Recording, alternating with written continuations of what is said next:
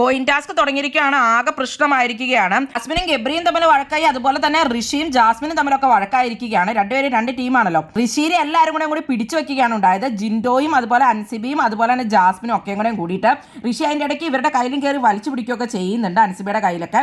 അങ്ങനെ അവിടെ ആകെ പ്രശ്നമായി. ഋഷിനെ അപ്പൊ കുനിച്ചു പിടിച്ചിട്ട് അത് കഴിഞ്ഞിട്ട് ജിൻഡോ ഋഷിയുടെ മേത്ത് വച്ചുകൊണ്ടിരുന്നപ്പോഴാണ് ബസർ അടിക്കുന്നത്. അപ്പൊ ഋഷിയാണ് ഔട്ട് എന്നാണ് ക്യാപ്റ്റൻ ഇപ്പോൾ പറഞ്ഞിരിക്കുന്നത്. ഋഷിയുടെ കയ്യിലായിരുന്നു കോയിലിരുന്നത് കൊണ്ട്. ഫിസിക്കൽ ഗെയിം അപ്പൊ ഇങ്ങനെയൊക്കെയാണ് കളിക്കണേന്ന് ചോദിച്ചിട്ടാണ് ഗബ്രി അപ്പൊ പ്രശ്നം ഉണ്ടാക്കിയിരിക്കുന്നത്. ഇങ്ങനെ പിടിച്ചു വെച്ചേക്കുവാണെങ്കിൽ പിന്നെ എന്താണ് കളിയെന്ന് ചോദിക്കുന്നുണ്ട്. അപ്പൊ സിജോ പറയുന്നുണ്ട് അങ്ങനെയൊക്കെ ചെയ്യാൻ, പിടിച്ചു വെക്കണതിന് കുഴപ്പമില്ല എന്നുള്ളത്. അത് കഴിഞ്ഞിട്ട് ജാസ്മിനും ഗബ്രിയുമായിട്ട് വഴക്കുണ്ടാക്കുവാണ്. ഇങ്ങനെ നിങ്ങൾ പറയുവാണെങ്കിൽ എന്റെ കയ്യിൽ നിങ്ങളൊക്കെ പിടിച്ചിട്ടുണ്ടായിരുന്നല്ലോ, പിന്നെ എന്താണെന്നൊക്കെ ചോദിക്കുന്നുണ്ട്. അപ്പൊ ഋഷി പറയുന്നുണ്ട് എന്നെ ജിൻഡോ പിടിച്ചിട്ടാണ് ഞാൻ നിന്റെ കൈ പിടിച്ചത്, അല്ലാണ്ടല്ല ഞാൻ നിന്നെ പിടിച്ചത് എന്നൊക്കെയുള്ളത്.